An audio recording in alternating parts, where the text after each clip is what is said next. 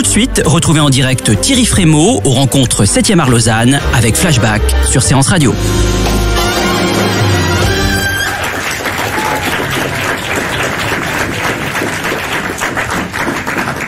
Quand je disais que le Festival Lumière était quelque chose qui avait été duquel cette rencontre ici à Lausanne s'inspire, est-ce que vous pouvez raconter juste en quelques mots quel avait été l'esprit et l'idée de l'organisation, non pas d'un festival mais de rencontres à Lyon? Le Festival Lumière va fêter ses 10 ans là cette année, donc va fêter ses 10 ans, va fêter sa 10e édition cette année. Et l'idée est venue de ce que de plusieurs endroits, de plusieurs critères, mais en particulier qu'il fallait événementialiser à l'occasion d'un festival ce qui était le travail de la Cinémathèque suisse, de l'Institut Lumière, de la Cinémathèque française, c'est un travail quotidien, un travail hebdomadaire de patrimoine avec un public qui relativement était le même.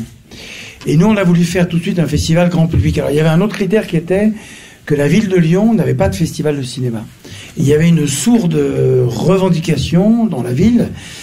Comment ça se fait qu'on n'ait pas de festival de cinéma? Or, c'est pas parce que Lyon est la ville natale du cinéma, chose que la ville a mis elle-même un certain temps à reconnaître et à valoriser. C'est pas parce que on est la ville natale du cinéma que automatiquement, ou alors il fallait y penser avant, mais avant, c'est Cannes, ou plutôt c'est l'État français qui a pensé à faire un festival qui est devenu Cannes. C'est Deauville qui a pensé à faire un festival qui est devenu le festival de Deauville, etc., etc. Les Lyonnais y avaient jamais pensé. Bon, eh ben, il fallait tout recommencer à zéro. Et quand Gérard Collomb, qui était le maire, a manifesté le désir de nous aider à ça, est arrivé le moment de définir le festival. Parce que pour tout le monde, et a fortiori avec moi qui était déjà en charge à l'époque de Cannes, un festival c'est le tapis rouge, c'est des vedettes, etc. Bon. Et nous on voulait pas ça. On voulait pas ça parce que d'abord c'est fait, donc on n'allait pas concurrencer ce qui n'est pas concurrençable. C'est-à-dire que je prends ma propre deuxième casquette pour dire que je suis inatteignable. Enfin pas mais que Cannes est inatteignable. Et puis c'est pas ce qu'on voulait du tout. Et en plus ça correspond pas à ce qu'est l'identité, l'histoire de la ville de Lyon. Et donc, dès le début, on a dit, nous sommes l'Institut Lumière, nous allons faire un festival de patrimoine. On disait beaucoup patrimoine. Et nous, on voulait inventer le mot classique. Parce que l'adjectif classique est accolé à la littérature, la peinture et la musique, dont on dit qu'elle peut être classique, moderne, contemporaine, alors que le cinéma, c'est le cinéma et les vieux films. De manière un peu plus polie qu'on présentait comme étant de patrimoine, et même le patrimoine, il y avait quand même une connotation extraordinairement forte et négative.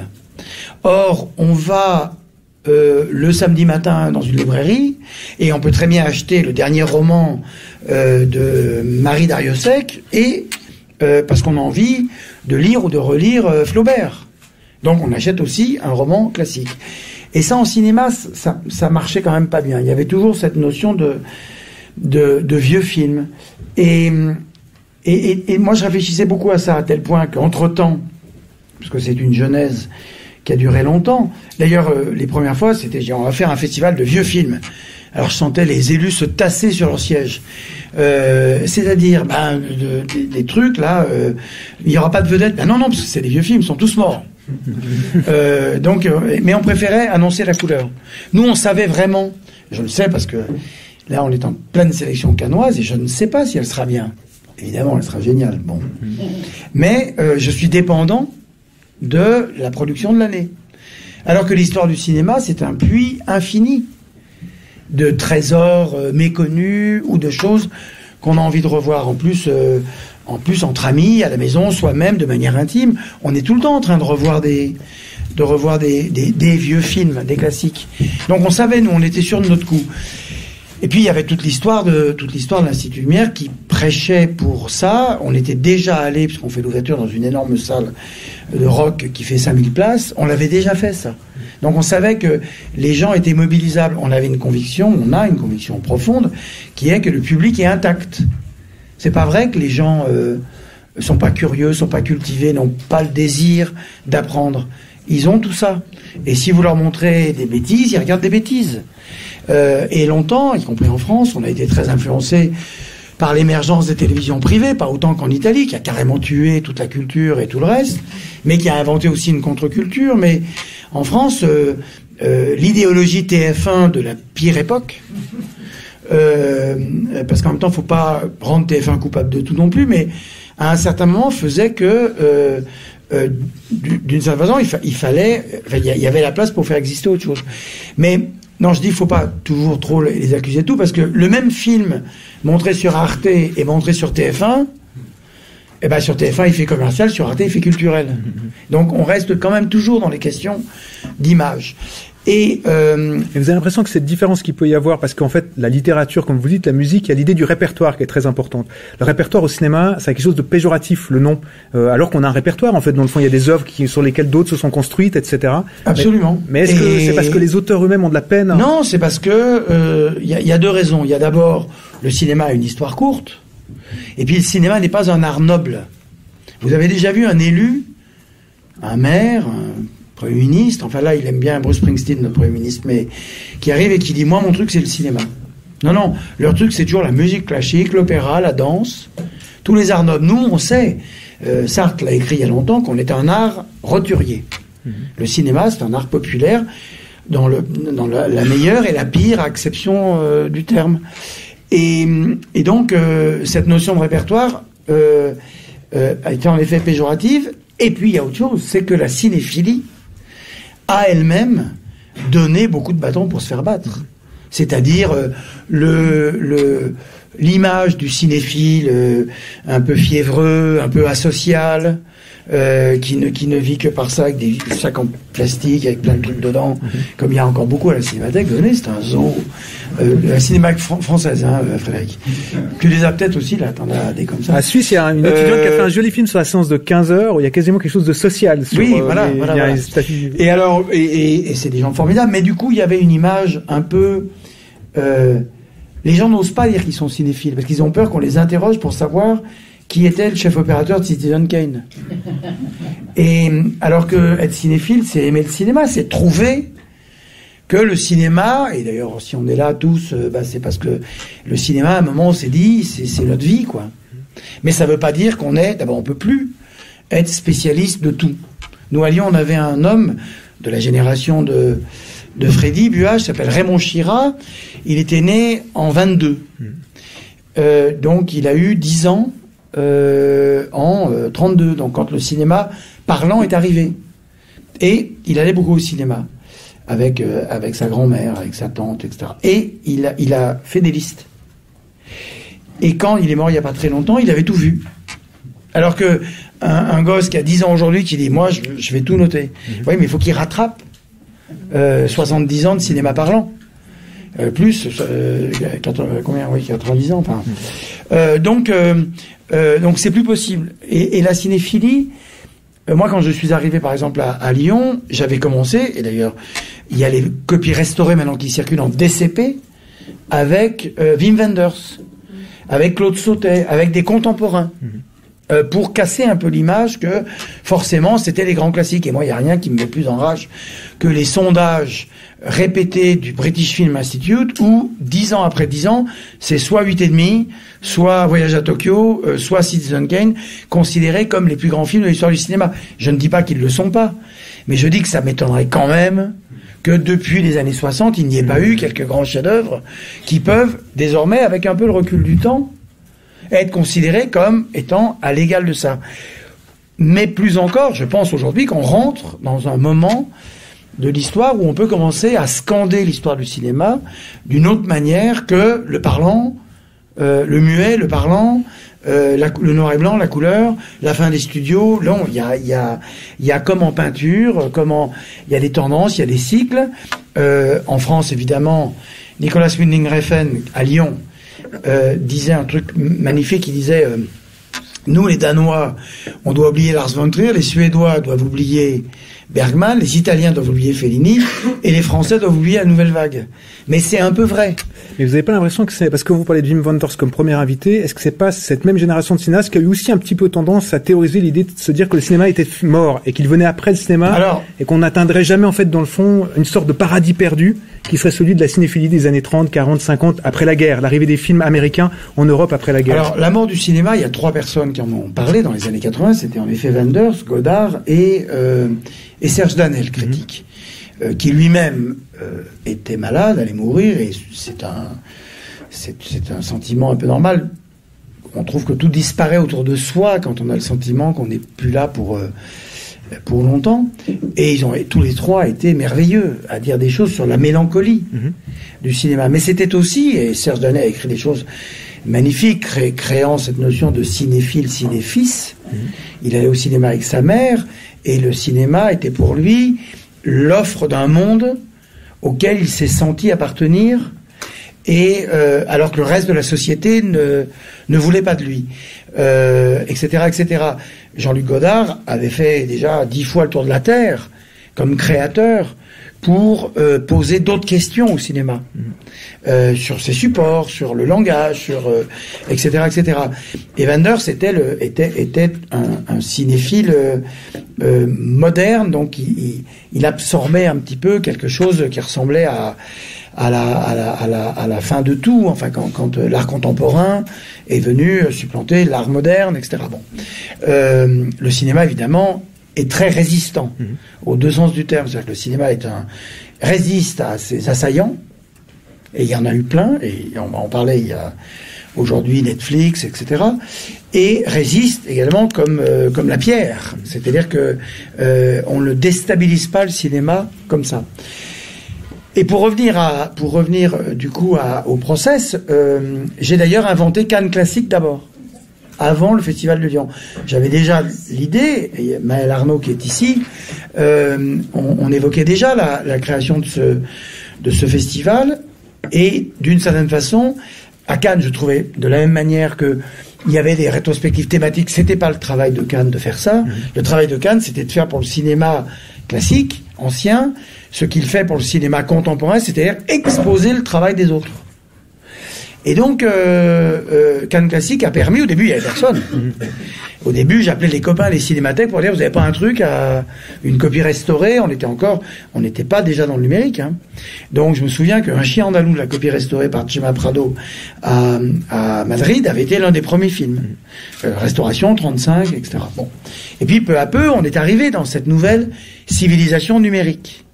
Et là, arrive le Festival de Lyon. Et d'emblée, on s'est dit, ce festival doit tenir compte de 2 choses. L'éruption du numérique, qui change toute notre manière de voir le patrimoine. Et on peut parler aussi avant de l'éruption de la vidéo et du DVD, qui a quand même changé beaucoup de choses.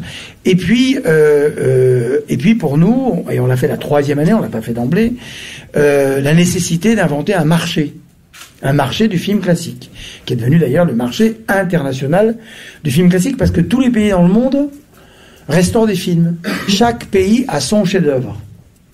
Et donc aujourd'hui, on voit des labos éclore de partout, ou d'autres labos comme Bologne qui vont ouvrir des choses et former des gens à Hong Kong, parce que c'est la mémoire du monde. Je disais ça au sujet des films Lumière, que les films Lumière, l'avantage c'est que chaque fois c'est la première fois de tout.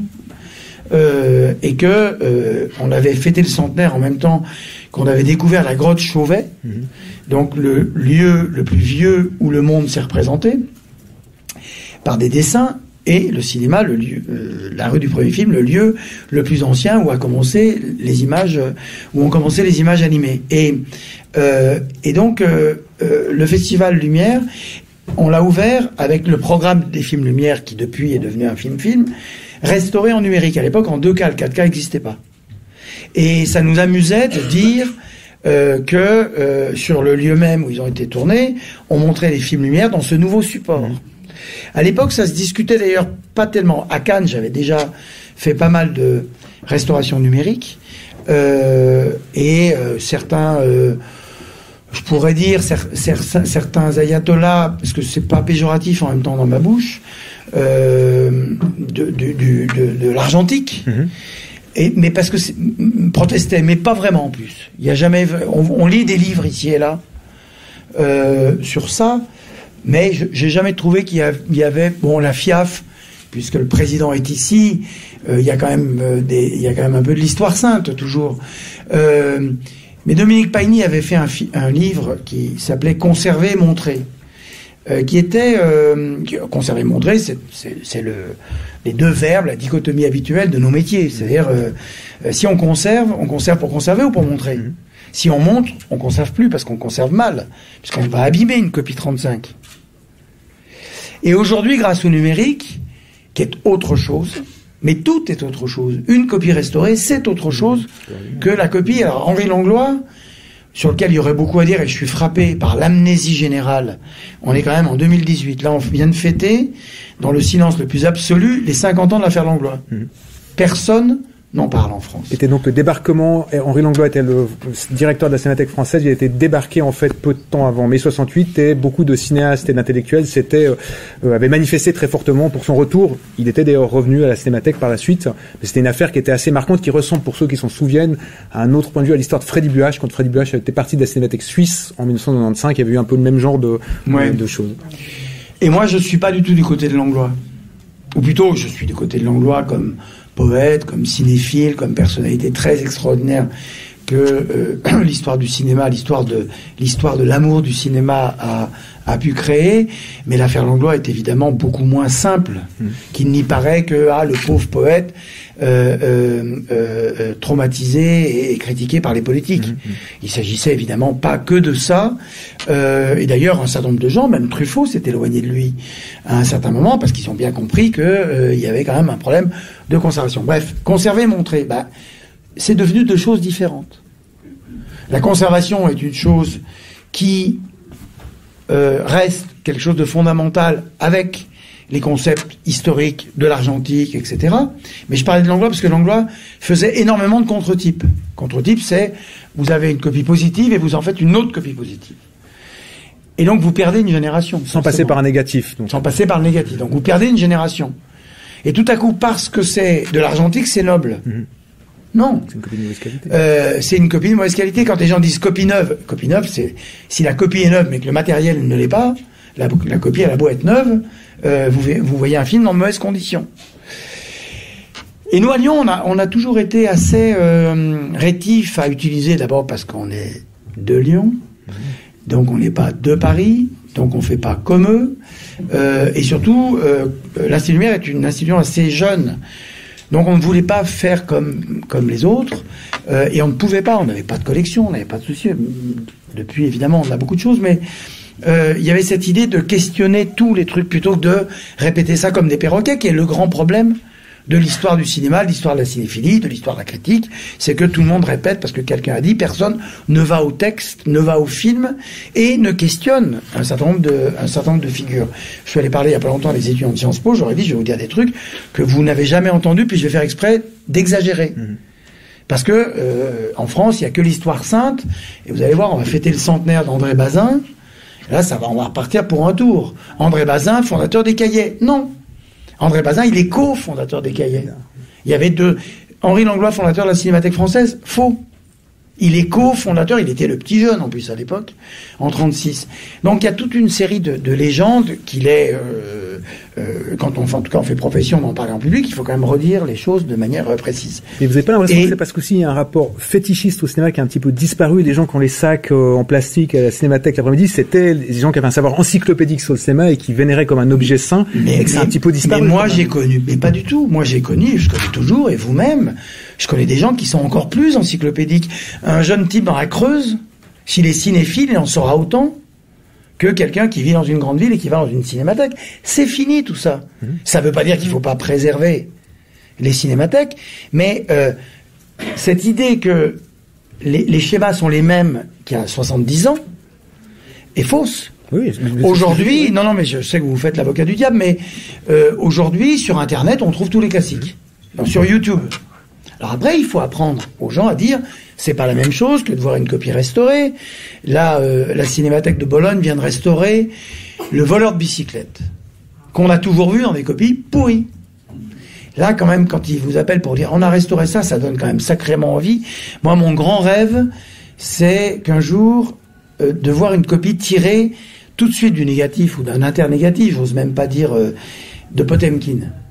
Potemkin, il y a une texture, une picturalité dans l'image qui fait qu'en plus on l'a toujours vu, et beaucoup en vidéo, ou à l'époque dans les copies 16, parce qu'on pourrait aussi parler de ça. La copie 16, il y a la noblesse parce que c'est une copie 16 mm. Oui, mais c'est moins bien qu'un DVD, même quand on la projette sur grand écran. Donc le fétichisme en question, il est bien pour eux-mêmes, et c'est formidable, et il y a des gens qui écrivent des livres là-dessus, mais faut aller de l'avant un peu. Et aujourd'hui, il faut faire les deux choses, c'est-à-dire prendre acte qu'il y a, en particulier dans le cinéma de genre, des gens qui ont un savoir encyclopédique beaucoup plus fort que d'autres. Alors, dans le cinéma fantastique en particulier. Et pour eux, revoir Fricks ou l'étrange créature de l'aigle noire, c'est de la bibine, parce que depuis, il y en a eu plus. Bon. Et ce sont des spécialistes. Et déjà, à l'époque, quand je suis arrivé, j'ai dit, il y a moins d'écart entre À bout de souffle et l'Aurore qu'entre aujourd'hui et À bout de souffle. Mais alors, plus on parle de ça, et plus le temps passe. Donc, à un moment, Taxi Driver, ça a 42 ans. Or, c'est là, Taxi Driver. On pense que c'est du cinéma contemporain. Enfin, nous, notre génération. Mais quand Truffaut, Co sont à la Cinémathèque, et vous voyez, je dis Truffaut Co, je pourrais dire Ado Kirou, c'est-à-dire l'autre famille, Freddy Buach, qui n'était pas de cette famille des Caillets au départ, sont à la Cinémathèque dans les années 50. Ils parlent de gens qui n'ont que, de cinéastes qui n'ont que 20-25 ans d'existence avant eux. C'est-à-dire, pour le muet, Langlois, par exemple, en 36, ça avait 15 ans, le muet.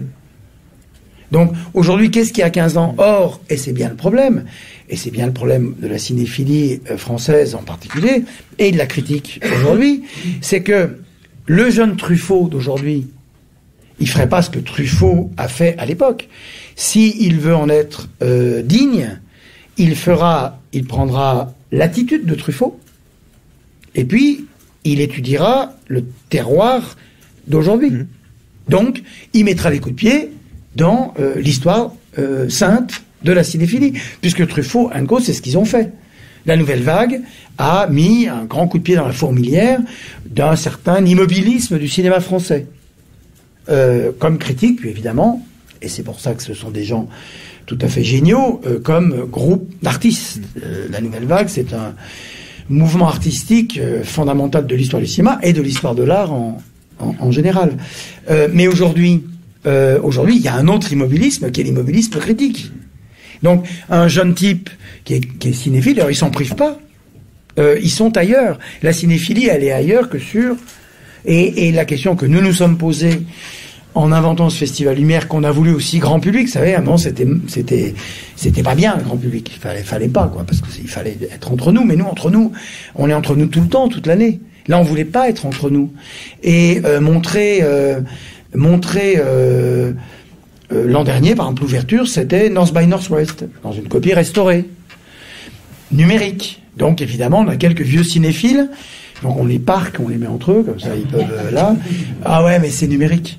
Alors, on dit, il y a eu 5500 personnes qui ont vu le film. Ouais, mais c'est pas... Donc, eux, ils courent après leur propre histoire, et pourquoi pas, hein. Mais vous n'avez pas l'impression que c'est encore plus flagrant sur des films qui n'ont pas été forcément ce que vous racontez par rapport à la copie de 16 ou la copie de contre-type par rapport à une copie DVD ou une copie numérique, c'est encore plus frappant quand on voit des films qui ont été des films de grande exploitation. Il y a une rétrospective en ce moment à la Cinémathèque suisse sur Georges A. Romero.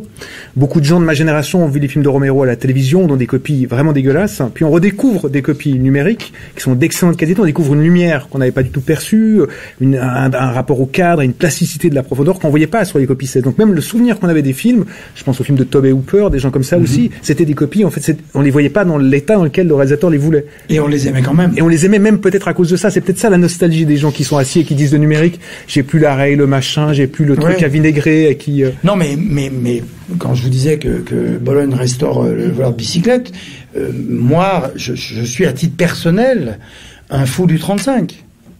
Mais à titre professionnel, et c'est des discussions que j'ai constamment avec Tarantino, qui lui a ouvert une salle de cinéma à Los Angeles, s'appelle le New Beverly, où il ne montre que des copies 35. Et chaque fois qu'il vient à Lyon nous faire une carte blanche, Maël, ici présente, s'arrache les cheveux parce que il veut des trucs d'abord extrêmement rares, et évidemment, il veut pas que ça soit en numérique. Il les regarde pas. On avait fait un hommage à Cannes aux 20 ans de Pulp Fiction. Déjà 20 ans de Pulp Fiction. Bon, il y a 2 ans. Alors je l'appelle, je lui dis, ben voilà, il est question de Miramax, qui, le Miramax d'époque, va faire, là, voudrait faire ça. Ça te dirait de venir? Il dit, bah oui, non, je viens. Ah bah super, on parle de ça, je dis, bah on va faire ça, on fera la projection sur la plage, ça va être une grande fête. Ah non, mais super, je viens. Ah bah génial. Tac, j'en raccroche. Et je commence à annoncer autour de moi, super, ça y est, on l'a mis en place. Dring, le téléphone revient, et c'est Quentin qui dit, en 35, bien sûr. Et là, ça voulait dire que tout à coup, il y en avait pour $20,000, $30,000, c'était beaucoup plus cher, il fallait installer sur la plage des projecteurs 35. Bon, on l'a fait. On l'a fait, respect pour l'artiste. Et lui, il s'est installé sur la plage dans une chaise longue. Il y avait Uma Thurman, il y avait Travolta, et tout le monde était là, Laurence Bender. Et les types, là aussi, oui, il y avait quelque chose de, sans doute. D'ailleurs, il s'est dit, mais le temps a passé tellement vite, c'était tout ce que nous étions, enfin, il était dithyrambique à la fin. Mais ça, il faut aussi le respecter. Mais, plus que le respecter, il faut le chérir. Et en même temps, savoir qu'il se passe autre chose. Et le cinéma de genre, en effet, alors là, on revient aussi à des trucs, parce que Romero, maintenant, c'est déjà admis que Romero est un grand auteur. Toby Hooper, je suis plus raisonnable. Mais moi, j'ai mis Guillermo del Toro en compétition avec le Labyrinthe de Pan, et on m'a dit, qu'est-ce que ça fout là? Et puis là, il vient d'avoir enfin l'Oscar pour un film, d'ailleurs, dont la trame, dont le truc est un peu de même nature que le Labyrinthe de Pan. Mais après, c'est notre rôle à Cannes d'être un peu laboratoire on ne peut pas aimer le cinéma de genre comme cinéphile, et puis soudainement à Cannes, on ne devrait aimer que les films chiants. Parce que ça fait auteur. Bon. Et moi, quand j'étais pas à Cannes, quand j'étais de l'autre côté, j'adorais, et c'était en VHS que j'ai découvert ça, ça n'était pas montré, les films de John Woo. Bon. John Woo, à Hong Kong, dans les années 80-90, réinvente le film policier. Avec ce cycle assez marrant. Melville, qui lui-même s'inspirait de tout un cinéma américain qu'il adorait, a été imité par la génération des cinéastes de Hong Kong et de Taïwan, et eux-mêmes ont été ensuite imités par Tarantino et d'autres. Quand je dis imiter, c'est dans le bon sens du terme. Comme les peintres qui vont au musée, qui regardent et qui apprennent mutuellement. Bon, tous les artistes dans toutes les disciplines font ça. Donc il y a un truc de conséquence, causalité esthétique très belle. Mais en tout cas, John Woo, il réinventait tout seul. C'est lui qui a inventé tous les trucs qu'on voit partout maintenant. Et Lacan ne tenait pas compte de ça, parce qu'à l'époque, c'était King Hu, et King Hu est un grand metteur en scène. Mais ce cinéma de genre-là, qui était un cinéma d'exploitation, de salle de cinéma populaire, n'était pas pris en compte. Puis après, peu à peu, et moi je trouvais un peu bizarre. Donc aujourd'hui, de toute façon, aujourd'hui à Cannes, tout ce qui existe en cinéma, dès que quelqu'un fait 50 mètres de pellicule passionnante, il y a 3 satellites dessus, tout le monde sait tout, et on n'a plus le droit de rater quoi que ce soit. Bon, mais aujourd'hui, dans la cinéphilie, tout est intégré, quoi. C'est-à-dire que la grande machine a tout avalé. Et c'est assez rare de trouver des terrains inexplorés, sauf dans l'histoire du cinéma. Mais est-ce que ça, c'est très lié, en fait, dans le fond, à notre statut de francophone, qui est lié à une histoire de la critique, ou c'est une façon d'établir des genres, à une façon de vouloir classifier, et ce besoin de cours, en fait, dans le fond, de créer des films qui seraient en haut, des films qui seraient en bas? Est-ce que la cinéphilie, elle dépend pas d'une forme de critique aussi qui est issue de notre histoire? Oui, absolument. Francophone et new-yorkaise, parce que quand le quartier latin sera détruit, il y aura encore le festival de New York pour toujours montrer des films, et c'est ça qu'ils souhaitent, et je critique pas ces choix, mais très clairement, il y a un cinéma dont ils ne veulent pas pour continuer à ne vouloir qu'un cinéma supposément esthétique. Sauf que, outre que pour revenir sur le cinéma de genre, un western, un film d'action, un film de suspense, un film comique, si la comédie est un genre, ne marche pas si le film n'est pas réussi. À Cannes, si vous montrez une comédie que personne ne rit, vous le savez que personne ne rit. Si vous montrez un truc où tout le monde sort en disant c'était formidable, mais vous l'avez pas su, parce que les gens sont là, et bon. Et puis il y a la question, après en effet, de la réception critique et de la distance que seul le temps donne. Et moi je vais pas citer des noms parce que je suis filmé, mais il y a quand même quelques cinéastes contemporains. Je suis pas sûr, parce que là, moi je peux rentrer chez moi le soir et dire, je vais revoir la scène d'ouverture des Indomptables. Je dis ça parce que j'en parlais ce matin de ce film.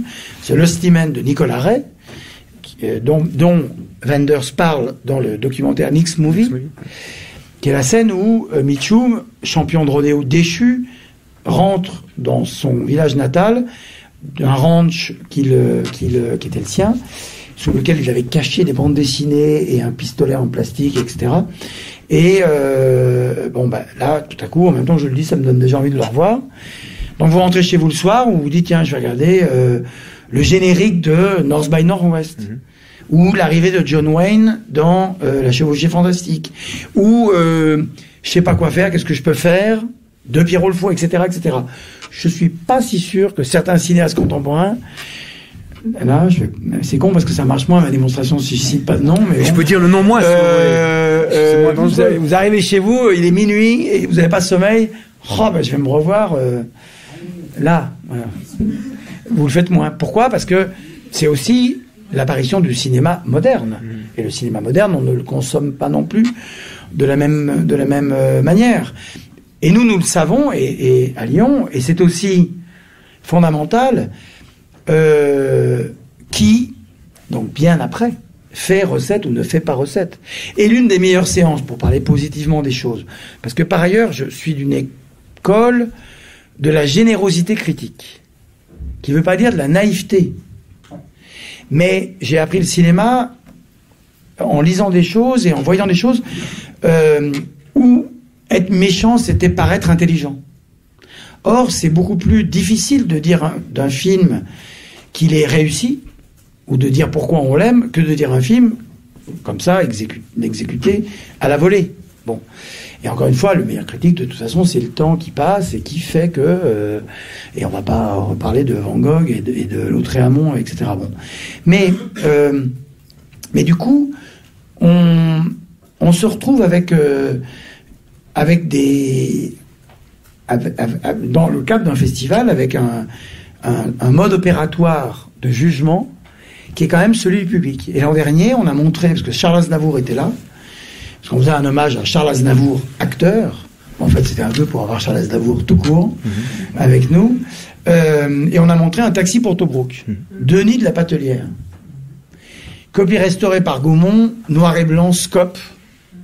Maurice Biraud, Lino Ventura, Hardy Kruger, Charles Aznavour, etc. Ça a été une des plus belles séances du festival. Un taxi pour Tobruk, on le voyait à la télévision à 20h30 le dimanche soir. C'était un film d'exploitation de télé, si j'ose dire.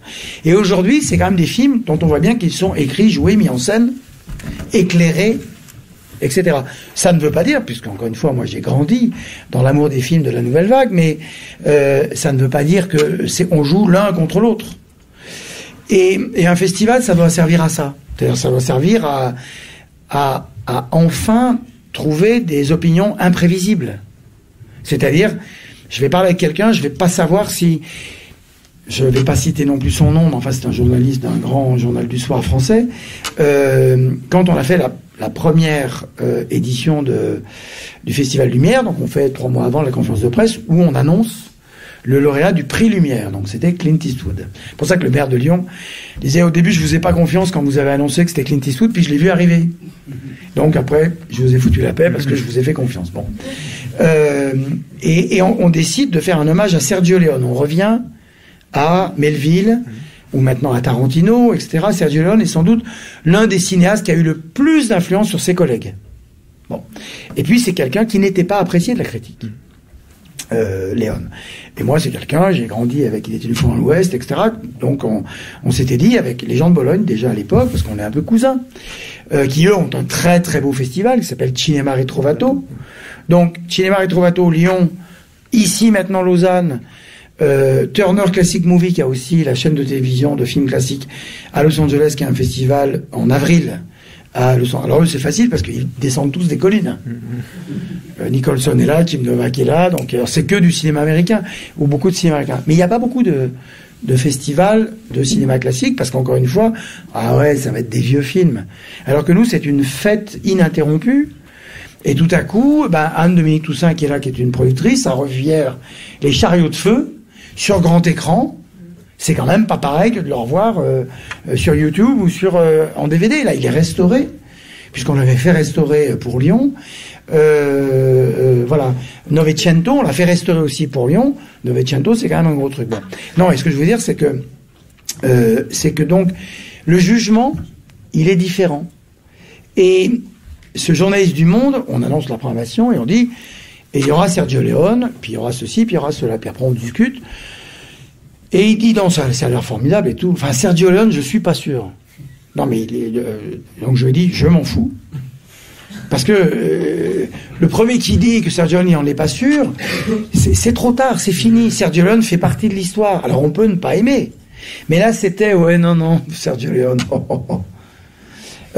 Et ça fonctionne un peu comme ça. Alors, le jour où ça fonctionnera pas, plus comme ça, je serai le premier à dire c'était super quand ces cons-là ils se moquaient des films, alors qu'aujourd'hui ça me met en rage. En fait, vous avez détruit quelque chose de fondamental qui était le désir d'exception. Avant que John Woo soit reconnu, il y avait un plaisir à aimer John Woo contre les gens qui pensaient que c'était pas bien. Maintenant, en fait, c'est vrai que dans le fond, il y a peu de cinéastes en fait, parce que la culture mainstream, ou je sais pas comment dire, en tout cas une sorte de démocratisation, de relativisme surtout, fait que tout le monde peut aimer un peu tous les films. Il y avait un vrai plaisir quand même avant à d'aimer des choses que personne n'aimait ou qui déclenchaient le dégoût chez les journalistes du Monde ou autre part. Je suis d'accord, et moi je suis pas un bon exemple, moi j'aime tout. Ça veut pas dire que quand je dis j'aime tout, je m'entends. Je disais ce matin que je connais pas un seul cinéaste qui se soit levé un matin en disant je vais faire un mauvais film. Donc il y a toujours un truc à prendre même dans les mauvais films, puisqu'il y a même une culture qui est pas la mienne. Mais on avait un jeune programmateur à l'Institut Lumière il y a très longtemps qui adorait les trucs de série Z. Alors il faisait des nuits avec des types comme lui, un peu étranges physiquement. Ils s'installaient tous ensemble et ils se moquaient de ce qu'ils regardaient. Mais ils en jouissaient quand même, hein, ça leur plaisait, quoi. Cette culture bis, ces trucs-là, bon, non, il y a un moment, je dis pas qu'il faut lire Nietzsche tous les matins, mais c'est quand même bien d'avoir des choses un peu pas mal. Mais oui, si on apprend aux gens à respecter les films, alors on va plus disputer, quoi. Mais ouais, non, on se disputera quand même. Je pense que ouais, mais et puis il y a à redire. Enfin, évidemment, nous on est cinéphiles, donc on pense que l'Aurore de Murnau, c'est la Joconde. Enfin, c'est l'équivalent. L'autre jour, on avait cette merveilleuse copie numérique 4K restaurée des 7 samouraïs. Ou prenons Citizen Kane, dont le matériel d'origine est extraordinairement préservé aussi. Une copie restaurée, bien projetée, parce qu'il y a ça aussi, pour ça le tralala sur l'argentique qui était mieux que le numérique. L'argentique, les copies étaient pourries, la lampe était pourrie, l'écran était jaune. Donc tout ça est très très très relatif. C'est des postures. Bon, encore une fois respectable. Et puis c'est bien de se disputer. Mais quand après on parle sérieusement, on parle sérieusement. Après, Tarantino a raison de dire qu'il y a une matrice numérisée des films qui va servir à faire le Blu-ray, le DCP, etc. Donc il dit, moi je ne sors pas de chez moi pour aller voir un Blu-ray sur grand écran. Lui, oui. Mais les jeunes, non, parce qu'il faut aussi leur montrer les films. Alors on passe pas des Blu-ray, évidemment, on passe des DCP. Dont la qualité de résolution, maintenant ils inventent même le 4K, le 8K, le 16K, mais l'œil peut plus voir. Mais moi j'avais été frappé au tout début, où je commençais à programmer. D'abord j'étais comme tout le monde, j'ai dit attention, le film que vous allez voir est dans une copie pourrie. Et ceux qui ne l'auraient pas remarqué sortaient en disant elle était pourrie la copie. Alors si on l'avait pas dit, il s'en serait pas rendu compte. Bon. Et puis peu à peu, un jour un jeune me dit la copie était pourrie. Il dit mais moi j'ai mieux à la maison. Je dis vous avez une copie 35 de... Non, j'ai une VHS. Et là je me suis rendu compte que pour une certaine génération ça ne comptait plus. Et y compris pour se faire une culture encyclopédique, parce que moi, encore une fois, les John Woo, je les ai pas découverts au cinéma, je les ai découverts en VHS. Donc, et Tarantino aussi, on sait très bien que son éducation, il l'a faite quand il était vendeur de DVD, de VHS dans son vidéoclub à Los Angeles. Mais alors, est-ce que c'est encore important d'aller voir des films en salle, ou en fait pas forcément? Alors, c'est plus que jamais important. Et ce festival, ou celui-là, était fait pour ça. C'est-à-dire les classiques du cinéma. Un, il y a les classiques. Deux, il y a une civilisation numérique qui permet de les restaurer maintenant par centaines et par centaines et par centaines. Cannes classique dont je disais que au début j'avais du mal à alimenter le truc, là j'ai du mal à sélectionner parce que maintenant il y a 200 propositions pour 20 places, comme la compétition. Parce que maintenant tout le monde restaure. Et il faut faire attention à la restauration, la numérisation. Il y a là aussi des différences hiérarchiques d'approche d'un matériel ancien auquel, sans le DCP et sans la fabrication de cette matrice numérique, le film n'aura pas de destin de projection ni d'un circuit économique. Parce que le film peut être revendu à une télévision, etc., etc. Tout ça est un ensemble que je ne peux pas détailler ici, mais qui est un ensemble quand même très large. Mais notre troisième credo dans ce festival, c'était « Et on verra ces films en salle ». La victoire de Lumière sur Edison, il y a 122 ans, qui reste aujourd'hui valable, c'est-à-dire ce dont les gens avaient envie, c'est ce dont on a toujours envie, c'est voir les films tous ensemble, en salle, sur grand écran. Mais avec entre-temps, en effet, la télévision qui est passée par là, mais on sait que la télévision est plus en danger de mort que le cinéma. C'est quand même marrant, c'est pas ce qu'on disait dans les années 50, 60, 70, où quand sont apparus la libéralisation des fréquences, et qu'il y a eu tout à coup plein de télévisions privées. Aujourd'hui, la télévision est sérieusement en danger, parce que la pub est en train de passer sur Internet, parce que les gosses ne regardent plus la télévision, ils font du catch-up, etc., etc. Donc, c'est fini la télévision en tant que telle. Puis elle est devenue tellement mauvaise. Pas toutes les télévisions, mais en grande partie. Le cinéma, quoi qu'il arrive, c'est un acte poétique. C'est un acte artistique. Quoi qu'il arrive, si on trouve une bobine de film, on va regarder, il y aura eu quelque chose. La télévision, d'abord, une grande partie s'est effacée, techniquement. Il est plus facile de regarder les images du Tour de France à l'époque d'Anquetil et de Coppi dans les années 50, à la fin des années 50, que les images de Bernard Hinault dans les années 80. Parce que là, c'était de la vidéo, c'était pas de la HD, c'était pas du numérique, tout a foutu le camp. Bon. Alors que les images 16 mm de la télévision dans le sport, et on est ici à Lausanne, et dans les films qui ont été faits sur les Jeux Olympiques, en cinéma, avec un grain, un noir et blanc, un piqué d'image assez génial, tout ça a été préservé. Bon.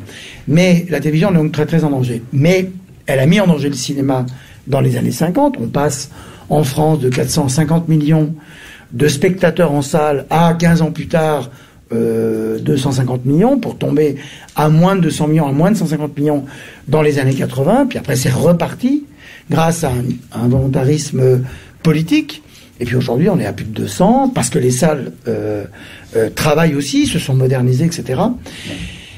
Mais aujourd'hui, à nouveau, le cinéma est dans une situation de danger, puisque il y a, alors je parle même pas du piratage, qui est un fléau qui ne concerne pas que le cinéma, mais vous avez Netflix qui vient contester la salle, quoi qu'ils en disent, comme lieu légitime et premier des films. Alors, vous avez déclaré, on s'arrête une seconde là-dessus puisque vous en parlez, mais vous disiez, ou j'ai lu quelque part, le fait que dans le fond, d'avoir accepté d'année passée les films Netflix sans en fait imposer une sortie en salle, vous le regrettiez presque un peu, ou qu'en tout cas cette année, vous imposeriez une sortie en salle pour les films. Qu'est-ce qui fait que ça a changé depuis une année en fait dans le fond? Non, je regrette rien. Tout se passe comme prévu. Là, c'est l'épisode 2. D'accord. Alors, saison 2 de Netflix Cannes. Netflix est une plateforme internet. Enfin, qui est abonné à Netflix? C'est un sondage. Eh ouais, voilà. Pas si mal. Bon. Netflix est donc une plateforme internet qui a inventé un modèle, parce que Amazon, ils font un travail formidable sur le cinéma, mais Amazon, c'est plein de trucs. Netflix, c'est vraiment ça. Netflix, au départ, c'est un vidéoclub. Et ça reste un vidéoclub. Oui, mais c'était un vidéoclub physique qui s'est après ils sont mis à envoyer les DVD, un peu, etc. Et le modèle est quand même inouï. Netflix, c'est 120 millions d'abonnés, 10 € par mois, 12 mois par an. Au 1er janvier, avant que l'année commence, ils ont 12 milliards de dollars en caisse. Chaque année. Sans box-office à venir, sans critique, sans rien. Quand même, le mec est doué. Bon. Mais ils ont quand même besoin de nous. Donc ils veulent nous montrer. D'abord, ils aiment le cinéma, c'est des vrais c'est des vrais cinéphiles. Ted Sarandos, le patron des contenus, est un type formidable. Il aime le cinéma. Et ils viennent vers le cinéma. Et ils sont riches, donc ils vont vers les artistes aussi, parce que les artistes, les studios, ne vont plus vers eux.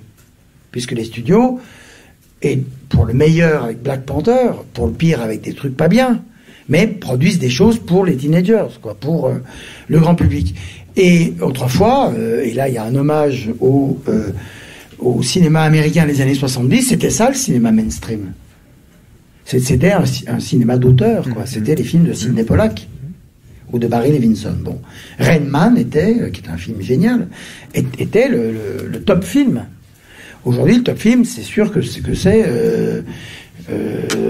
Johnny Depp, là, le pirate des Caraïbes. Bon, non, mais donc je ne vais pas dire que c'est pas bien, mais on est ailleurs. Et donc Netflix est là, va chercher les auteurs, sont en train, c'est eux qui payent Rubis sur l'ongle, le nouveau film de Martin Scorsese, qui n'a jamais réussi à monter au cinéma. Bon. Donc, ils nous montrent des films. C'est pas eux qui nous montrent les films, d'ailleurs. Moi, je parle avec les producteurs. Donc, d'ailleurs, on a 2 films qui nous viennent, dont j'apprends après que c'est des films Netflix. On parle avec Netflix, et moi, très présomptueux, mais présomptueux en sachant que j'allais pas forcément réussir, je tente de les convaincre de sortir en salle. Ils me disent non, c'est pas notre modèle. On veut que ces films aillent directement sur la plateforme, parce que vous payez 10 € par mois, et vous voulez un programme exclusif. Ce dont maintenant, je sais, et moi je leur ai dit, ils peuvent décider que sur 2 films, sur je sais pas combien, 200, 500 qu'ils mettent chaque année nouveaux sur la plateforme, ils peuvent faire une exception. Bref, moi je les invite. Le cinéma, le Festival de Cannes, c'est le plus grand festival de cinéma au monde. Il faut qu'on tienne compte des nouveaux entrants. Bon, eh bien, ils viennent sur le tapis rouge, ils aiment ça. Ils sortent pas, donc je me fais attaquer par les salles, très violemment. À qui je dis, mais c'est pas grave, c'est la vie, on va essayer ça, on verra ce que ça donne. Et les salles disent, soi-disant, oui, mais imaginons que la Palme d'Or ne sorte pas en salle. Ben, je lui dis, oui, ben, imaginons que la Palme d'Or ne sorte pas en salle. D'abord, s'il y a une Palme d'Or, peut-être qu'il sortira en salle, mais surtout, c'est le monde dans lequel on vit. Donc on va pas se mettre la tête dans le sable. Bon, fort heureusement, parce que je brillais pas quand même, les films n'ont pas été récompensés au palmarès, et entre-temps, j'avais inventé une règle, parce que moi aussi, j'étais d'une certaine façon énervé contre les salles qui me critiquaient, qu'on appelait au boycott des films, mais j'étais énervé contre Netflix qui n'avait pas voulu céder. Donc, avec Pierre Lescure, on a changé, le président de Cannes, on a changé la règle. Désormais, tous ceux qui veulent aller en compétition doivent sortir en salle. C'est ce que m'ont imposé, les salles m'ont dit, la compétition, ça suffit. Et le hors-compétition, non, ça va.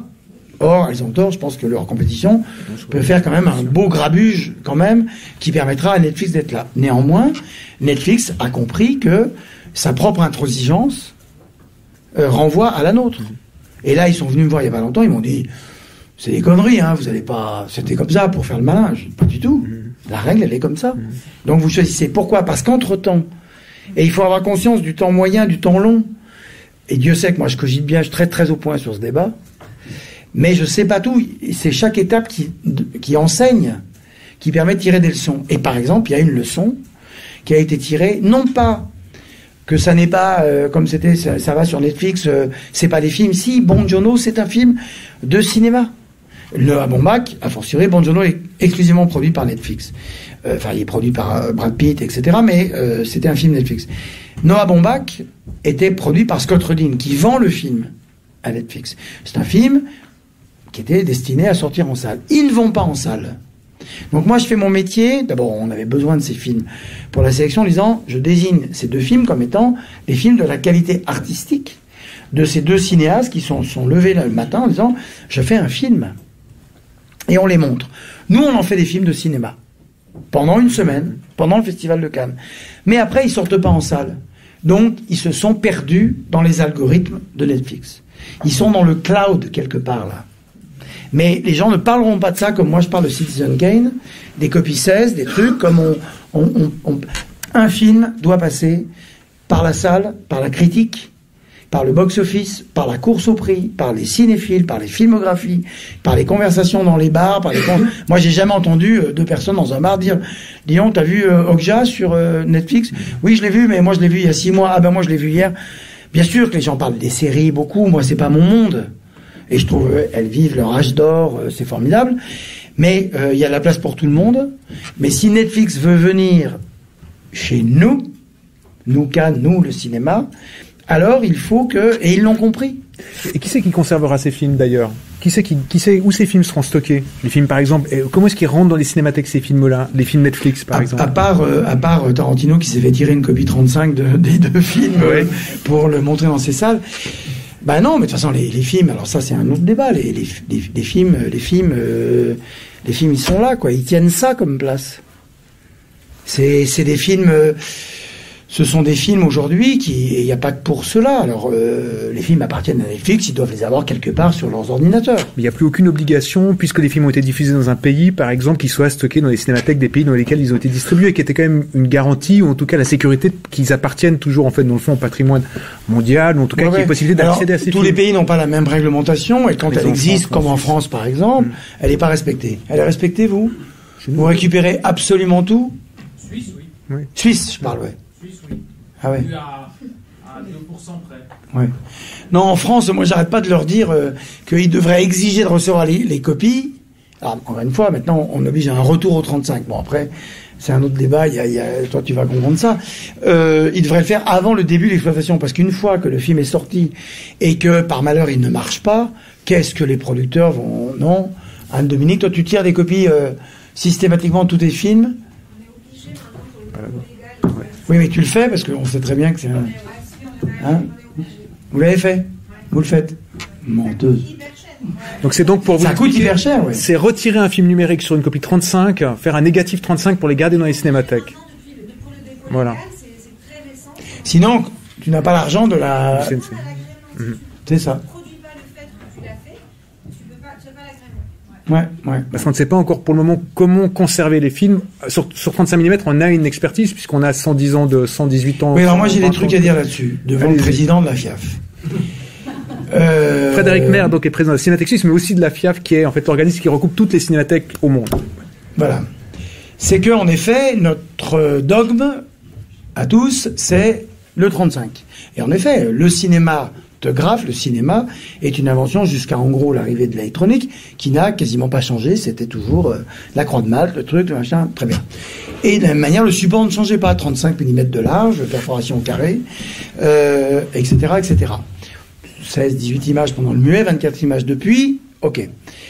Et puis l'idée c'était que pour conserver les films, quand est apparu le numérique ou même les petites caméras, même la vidéo, alors à l'époque, c'était de toute façon en projection 35, donc il y avait les transferts, c'était possible, en 35 mm possible, et puis ces films-là étaient déposés dans les cinémathèques avec des négatifs.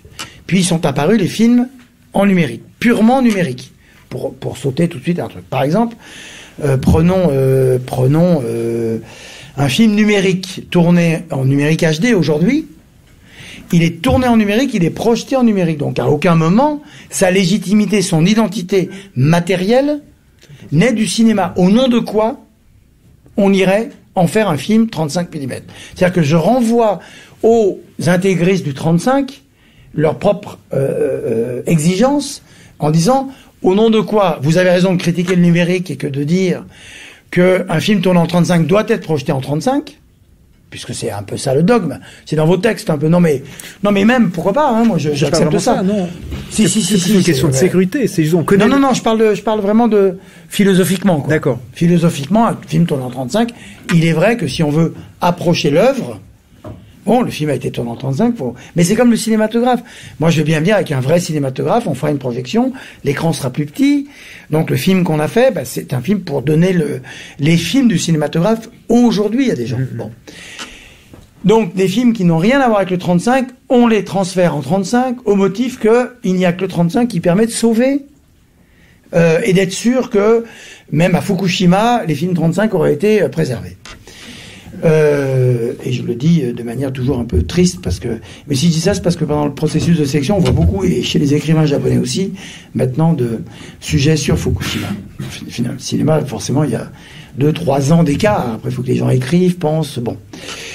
Et je ne suis pas sûr de ça. Et au nom de quoi, alors que toute notre société est numérisée pour tout, nos comptes en banque, le cinéma, soudainement, serait le seul support en danger.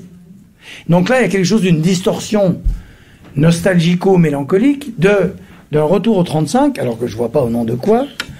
Tout à coup, on serait pas capable de conserver des films sur support numérique et sur transfert régulier de ce support numérique, comme les ordinateurs. Je crois qu'on imprime les tweets de Donald Trump parce qu'on n'est pas sûr de pouvoir les garder. Et on les imprime pour le moment.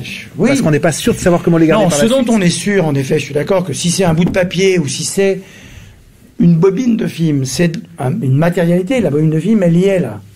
Ça, je ne suis pas sûr qu'il y soit sur mon disque dur, le film. Mais c'est valable pour tout. Moi, je continue à acheter des CD, par exemple. Je n'achète pas ma musique chez Apple. Je la louais pas. Ouais. Je la loue encore moins. Ouais. Je veux la possession physique de mes livres, de mes DVD et de mes CD. Et c'est sûr que quoi qu'il arrive, je pourrai les voir. Je dépendrai pas de quelqu'un. Ça ne sera pas noyé dans le cloud de mon iPhone. Qui ne m'appartient pas, puis après on sait qu'on donne nos identités à la terre entière pour que Big Brother nous surveille un peu mieux dans quelques années. Bon, donc de ce point de vue-là, c'est recevable politiquement, mais techniquement, non.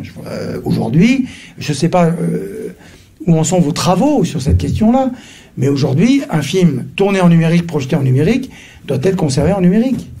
Alors, nous conservons en numérique, en effet, mais on réfléchit quand même à la question pour l'instant, d'une copie de sauvegarde sur pellicule, financée par la Confédération, parce que pour l'instant, dans la durée, c'est le seul instrument que l'on connaît, qui n'est pas le numérique, là on en est parfaitement d'accord, mais qui permet une garantie, parce que nous avons tous perdu des disques durs, nous avons tous perdu toutes les données de nos téléphones, et donc la fragilité du numérique, elle est encore bien réelle. Les studios, et tu le sais bien aussi, des studios ont perdu des fichiers entiers, et heureusement qu'ils avaient une copie numérique en séparation des couleurs, film négatif dans leurs archives. Parce que finalement, même si le négatif coûte cher, c'est vrai au départ, enfin cher, quand on fait un film à 100 millions, 25 000 euros, c'est pas énorme, mais après on le consomme. Elle fait moins des films de 100 millions en même temps.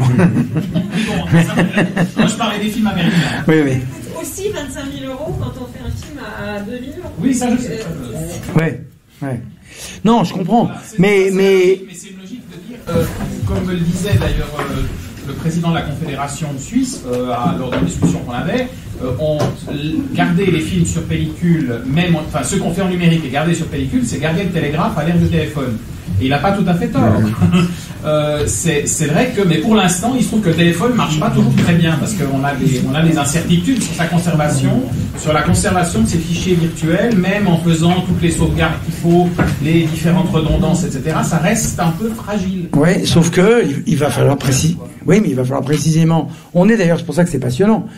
On est comme dans les années 30, on s'était aperçu que tout le muet avait disparu, et là, on a inventé la conservation, les cinémathèques, etc. Et là, aujourd'hui, sur la question du numérique, c'est la même chose.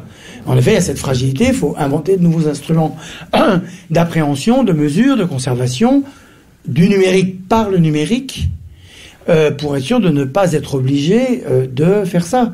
Et parce que d'une autre manière, le numérique permet aussi de sauvegarder le cinéma jadis qui était uniquement sur pellicule.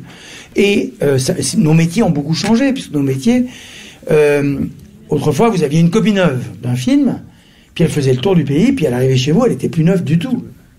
Et ça coûtait très très très très cher de la retirer. Aujourd'hui, donc on revient à la première question, pourquoi on a fait un festival? Parce que cette civilisation numérique permet l'accès pour un nouveau public ou pour un ancien public à des œuvres dans des conditions de projection tout à fait impeccables que nous n'avions pas il y a quelques années.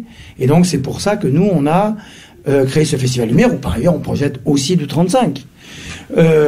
Mais il est clair qu'on est au devant de choses quand même fascinantes, quoi. Mais est-ce que vous n'avez pas, et ce sera la question peut-être pour terminer, mais est-ce que vous n'avez pas l'impression que du coup, évidemment c'est important de faire des festivals, de faire des rencontres avec les réalisateurs, mais est-ce que vous n'avez pas l'impression que le film tout seul ne suffit plus et que le public se déplace, il y a une sorte de bonus qui serait la projection avec le réalisateur, avec le médiateur culturel, avec le directeur du festival, et qu'il y a besoin de ce plus, comme si les gens n'allaient plus voir le film pour lui tout seul? Si, ils vont le voir, mais peu nombreux, parce que c'est plus comme avant. Le cinéma n'est plus l'art majeur de la consommation de masse, parce que les films, ils les voient ailleurs.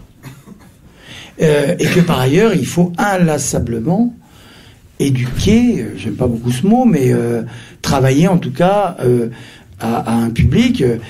Je dis toujours, il y avait un type à la télévision française qui s'appelle toujours, il est toujours vivant, Alain Duhaut, le spécialiste de la musique classique, et qui faisait la musique classique à la télévision. Et son spot de publicité pour son émission, c'était « Un jour, je vous aurai ». Un jour, je vous aurai. Vous pensez que la musique classique, c'est chiant, tout ça. Un jour, je vous aurai. Et en effet, pas quand on est jeune et qu'on écoute que du rap, mais un jour, on se fait avoir. Bah nous, on pense un peu ça. Les vieux films en noir et blanc, un jour, je vous aurai. Parce que il y a parfois, il suffit de rien. Un film va vous changer. C'est Jean-Pierre Bacri dans Le goût des autres. Vous vous souvenez de ce film tout à coup, cette espèce de gros beauf, chef d'entreprise, va voir une pièce de théâtre et découvre la beauté, quoi. Bon.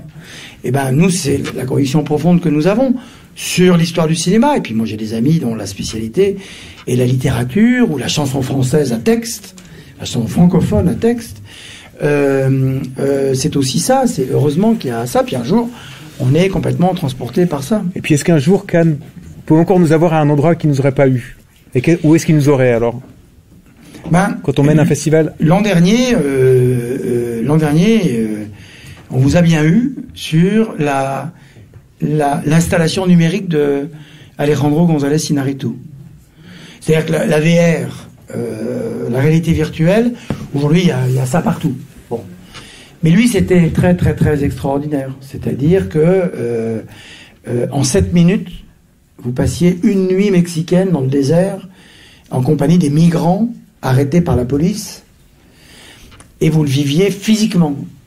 Et je pense que l'impression que j'ai eue, moi il y a un an quand il m'a montré, parce qu'il a fait vraiment des répétitions dans un hangar à Los Angeles, pour être sûr que son truc marchait, j'ai eu le sentiment que les spectateurs qui ont assisté à l'arrivée du train vers La Ciotat, et qui soi-disant prirent peur avec l'arrivée de la locomotive, eh ben, que c'était ça. Bon. Et il a eu un Oscar d'honneur depuis. Il était même pas inscrit dans les listes tellement ils ont décidé ça très très vite dès qu'ils ont vu l'installation, tellement ils ont été épatés. C'est une chose très extraordinaire. Nous l'avons montré à Cannes. Pourquoi? Parce que c'était Iñárritu, donc un cinéaste qui est un ami et qu'on voulait montrer ce qu'il était en train de faire dans la vie. Mais aussi, c'est très beau de voir que la réalité virtuelle, après, je connais pas vraiment tout ça, mais ça, la phrase que je vais faire, je sais que je peux la faire, mais il y aura aussi d'autres choses. Une étape majeure a été franchie avec son travail, et ce travail-là, il est fait par un cinéaste. Donc nous, on est contents parce que on est fiers de lui, quoi. On se dit, c'est le cinéma qui permet ça. Après, lui dit, et je suis assez d'accord, il dit, c'est pas du cinéma. C'est autre chose. C'est pas de la photo non plus. D'ailleurs, les rencontres photographiques d'Arles en France font une compétition de réalité numérique.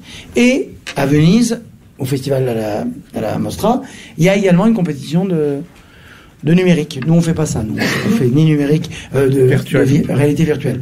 On fait ni VR, sauf exception, ni série, sauf exception, quand ce sont des cinéastes, parce que on veut se préoccuper uniquement de cinéma. Merci beaucoup. On n'aura pas le temps de prendre des questions parce que le temps a couru, mais merci beaucoup de votre présence. Merci à vous.